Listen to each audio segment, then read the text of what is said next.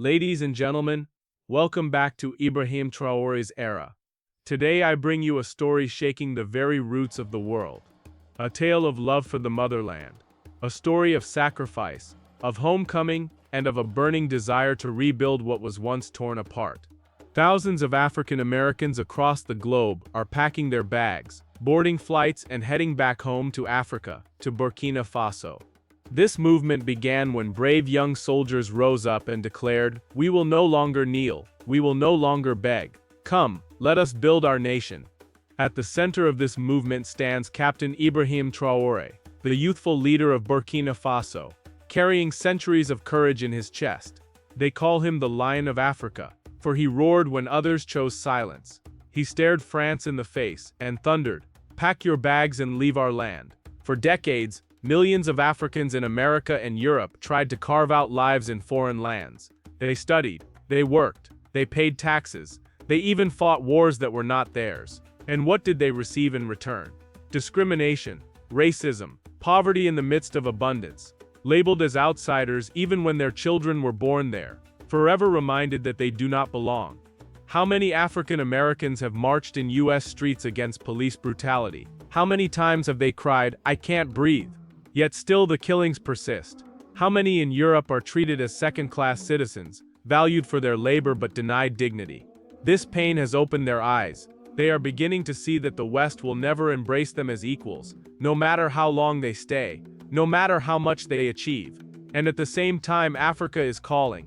They see Traoré in Burkina Faso standing firm, Goïta in Mali refusing to kneel, Tiani in Niger defending his land. They see courage. They see hope. They see leaders who speak proudly of Africa, not begging, not bowing, but walking tall. They look at Ghana's year of return, Rwanda's rebuilding, Nigeria's booming culture, Senegal's pride, and now the Sahel's blaze. For the first time in centuries, Africa looks like a home that can restore their dignity. Already the numbers are swelling. In Ghana alone, over 126,000 African Americans and Caribbeans have applied for residency since 2019. In Sierra Leone, hundreds are reclaiming citizenship through DNA tests confirming their roots. In Gambia, Nigeria, Tanzania, thousands are buying land, starting farms, building homes, and now with the Sahel breaking its chains, even more are preparing to come. Some are weary of racism in the West. Some are drained by collapsing economies. Some are tired of being belittled in lands that are not theirs. They want a new beginning. Brothers and sisters, this is bigger than business or money. This is about dignity. In the West, a black man with a PhD is still followed in stores, still viewed with suspicion. But in Africa, he is a son returning home. In the West, a black woman can be a millionaire and still be disrespected. In Africa, she is a queen. The diaspora is realizing that the dignity they seek will not be handed to them in America or Europe.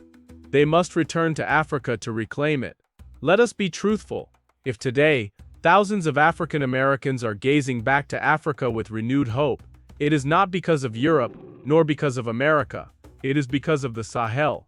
The flame lit by Traoré, Goïta, and Tiani has crossed the seas. It has touched the diaspora's ears and awakened their pride.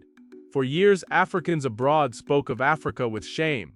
They would say, "My ancestors are from Africa, but Africa is poor, Africa is weak, Africa is corrupt." Pain and pride mixed in their voices. But now, when they see Traoré declare France must leave our soil, they feel pride. When they watch Goïta expel foreign troops and withstand sanctions, they feel strong. When Tiani ends uranium slavery and gives Niger's wealth back to its people, they feel hope. The boldness of Sahel's leaders has erased shame and replaced it with pride. This is not just politics, this is Pan-Africanism alive again. The dream of Kwame Nkrumah, Thomas Sankara, and Patrice Lumumba rising from the ashes, the diaspora longed for this, a fearless, united Africa. And now, they see the seed planted in the Sahel. They hear Traoré's call for African unity. They hear Goïta's warning that no nation should depend on its enemies. They hear Tiani's vow that Niger's uranium will no longer power French homes while Nigerians sit in darkness. And they whisper, "These are leaders worth following." But remember this, for every African abroad who feels pride, there is a Western power that trembles with fear. The West dreads the return of the diaspora. Why? Because they know that if African Americans, Caribbeans and Africans in Europe bring back their skills, their wealth, their energy, Africa will rise even faster. They know that if Africa and her children unite, Western dominance is finished. That is why their media brands Traore, Goita, and Tiani as dictators. That is why lies and propaganda are spread. Because the truth is dangerous. The boldness of the Sahel is contagious. Already African Americans are saying, if Traore can risk his life 40 times and still stand tall, why can't I risk leaving the West to build in Africa? Caribbeans are saying, if Niger can shut its minds to France, why can't I shut the door on Western struggle and open one in Africa? The fire of the Sahel is awakening courage in the diaspora. Brothers and sisters, when the diaspora looks at the West today, they see walls. Walls of debt, walls of poverty, walls of racism, walls of despair.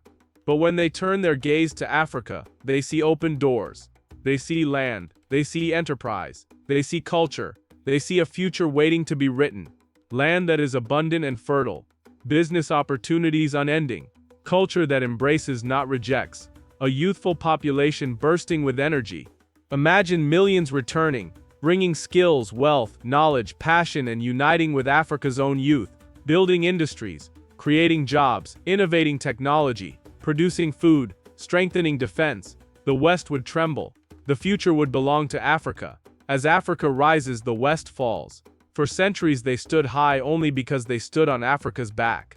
But the Sahel has cut the chains, and the balance is shifting. Look at France, once a proud master of 14 colonies, today drowning in 3.3 trillion debt.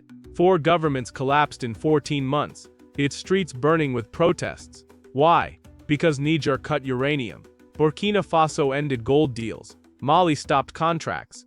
Not only France, Europe is trembling. Germany faces recession. Britain suffers strikes and debt. Italy and Spain buckle under crises. Energy costs rise. Food prices soar. People revolt. Even America cracks under $34 trillion debt. Homelessness, student loans, division and decay. African Americans look around and see no future. So they look back home. The day is coming, brothers and sisters, when the West will beg Africa. Beg for oil, for uranium, for food, for peace. The Sahel has already shown that when Africa says no, the West shakes. And when the diaspora returns, Africa will no longer beg. It will be the West stretching its hands. For centuries, Africa's children were scattered, enslaved, humiliated, silenced. But now the rivers of history are flowing backwards, carrying them home. The homecoming has begun. And when Africa and her diaspora stand together, united by blood, by land, by destiny, the world will bow, the West will beg, and Africa will rise to her rightful throne. This is Ibrahim Traoré's era.